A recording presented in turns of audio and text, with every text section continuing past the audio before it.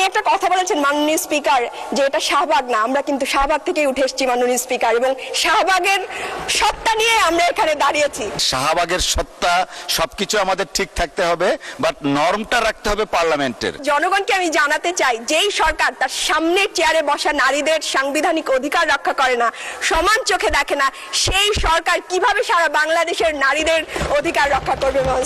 মান স্পিকার, সরকার দলের সাংসদরা প্রায় বাজেট অনেক বড় বলে উচ্ছ্বাস প্রকাশ করে, তো আমি একটু বলে যেতে চাই যে মুদ্রাস্ফীতি তুলনায় কিন্তু এই বাজেট যথেষ্ট বড় নয়।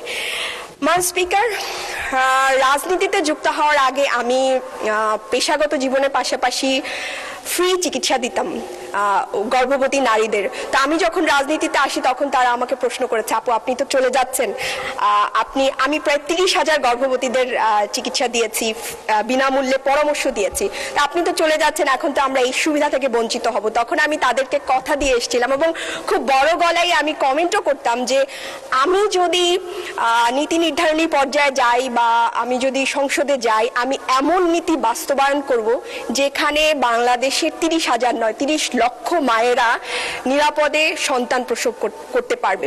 তো মান স্পিকার, অত্যন্ত দুঃখের সাথে জানাতে হয়, খুব আবেগীয় বিষয় আমাদের নারীদের জন্য, বাংলাদেশে প্রতি বছর 3.5 থেকে 4,000 নারী সন্তান প্রসব করতে গিয়ে মারা যায়। এর চেয়ে দুঃখজনক একটা দেশের জন্য কিছু হতে পারে না মান স্পিকার। মান স্পিকার, এই মারা যাওয়ার পিছনে একটা কিছু কারণ রয়েছে, তার মধ্যে দেখা যায় যে WHOর যে নিয়ম সে অনুযায়ী একজন নারীকে 8 বার অ্যান্টিনেটাল চেক আপ করার কথা, বাংলাদেশে মাত্র 5% নারী 8 বার চেক আপ নেয়, এবং 4 বার হলেও আমরা স্ট্যান্ডার্ড বলি বা ধরে নেই যে ওকে, সে 58% নারী এই 4 বারও নেয় না। এতে কি হয়? দুর্বল মানব সম্পদ তৈরি হয়। এই যে হামে এতগুলো শিশু মারা গেল, এদের সাথে কিন্তু যে গর্ভ অবস্থায় একটা অপুষ্টির একটা সম্পর্ক মাননীয় স্পিকার থেকে যায়।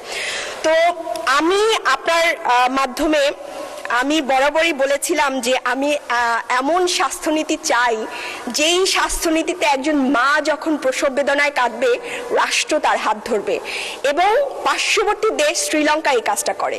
শ্রীলঙ্কা মাতৃমৃত্যুর হারকে ঈর্ষণীয় পর্যায়ে কমিয়ে এনেছে।